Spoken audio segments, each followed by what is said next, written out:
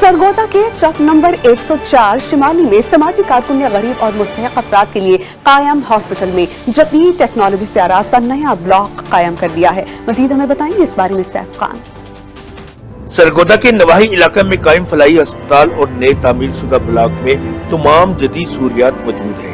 इसमें तमाम सहूलियात जो हैं वो हमने फराहम करने की कोशिश की है, जिसमें एक्सरेज, लेबॉर्ट्री, फार्मेसी, जदीद ऑपरेशन थिएटर और तमाम डॉक्टर्स का जो पैनल है वो यहाँ पे हमारे साथ लिंक अप होके काम कर रहे हैं। इनमें x-ray machine, laboratory, operation theatre और डॉक्टर्स मौजूद हैं। अस्पताल में कायम नए ब्लॉक का इफ्तिताह समाजी कारकुन नजीर अहमद गुजर ने किया। मैंने इफ्तिताह तो किया था 1 साल पहले, अभी इलाके की सहूलत को देखते हुए आज इसका नए ब्लॉक का इफ्तिताह कर दिया गया है।